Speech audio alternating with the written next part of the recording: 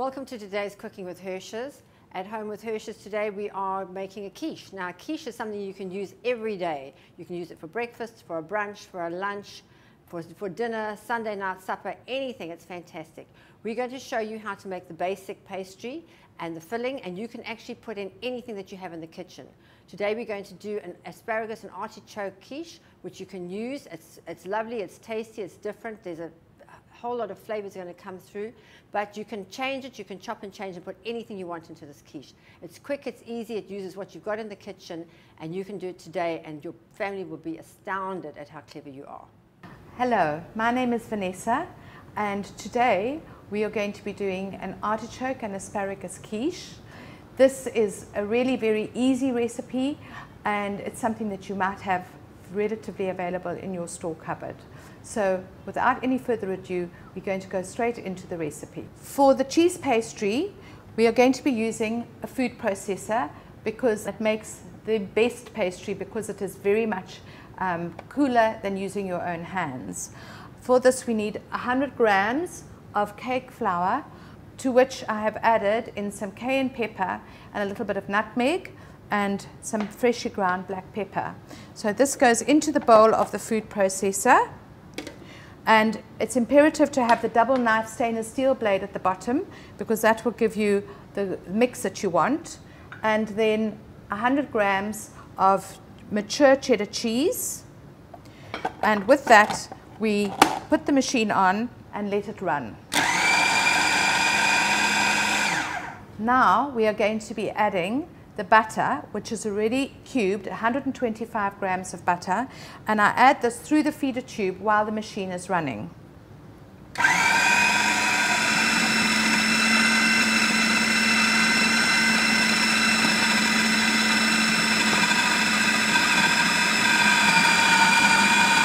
The trick here is to have the machine running until the mixture forms a ball.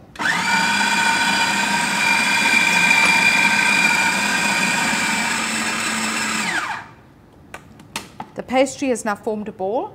It is now ready to use, and we are going to be pressing it into a ready greased quiche pan, which we've chosen today to use a rectangular one, but you could use a round one, and metal does definitely work better than glass. The pastry is now ready to use, so you can either roll it out or you can press it out into a prepared pan, but it is best to let the pastry rest for at least 20 minutes before you use it.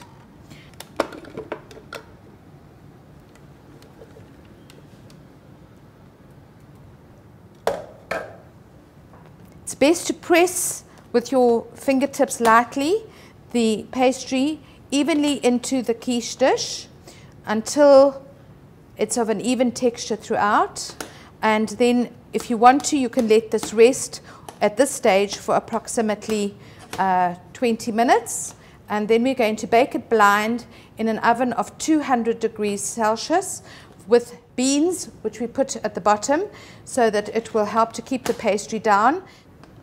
So once it's evenly pushed into the pan, you can see it's very nicely distributed.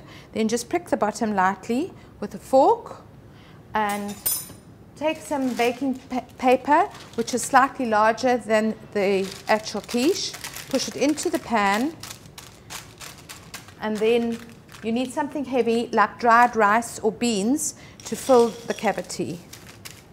And that just helps to keep the pastry flat so that it doesn't rise up while it's cooking. A standard filling for a great quiche is normally 3 eggs and 250 ml of either milk or milk and cream.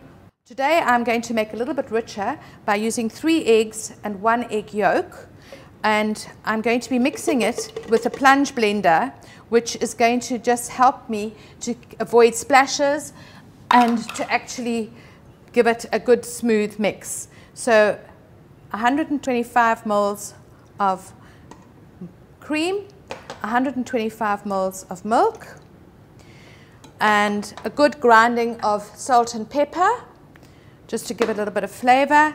A little bit of nutmeg you can add.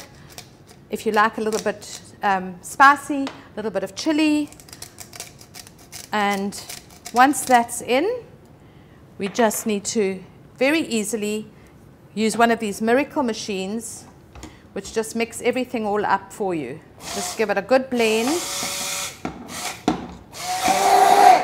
And there we are. For the asparagus and artichoke quiche, today I am using fresh asparagus. I found the best way to actually prepare fresh asparagus is just by snapping the end, and where it snaps is where the hard woody end would be discarded, and we are left with the nice fresh firm tips. So put them into a suitable serving container that is microwave safe, and then add just a little bit of water. We're just going to cover it either with some plastic wrap or with a suitable plate on the top, and then we're going to microwave it for approximately 3 minutes on 100% power until they are just al dente. Our cheese pastry base is now ready to come out of the oven. It has had the paper removed with the beans, and it has just been allowed to cook for approximately 3 to 4 minutes without the paper, and it's ready for the filling. So there is the pastry already. Now we can place the artichokes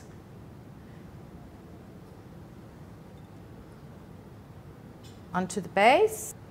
Obviously for a quiche you can do anything. You can have bacon, you can have ham, and just plain onion on its own is excellent, and it all adds a different flavor and a different texture to the quiche. What is also excellent are using different cheeses.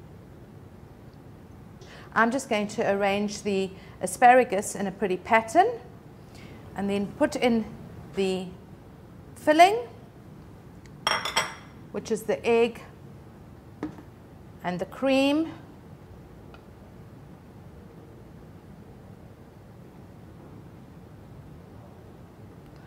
And top it with a little bit of grated cheese, but you can use Parmesan or any other cheese of your choice.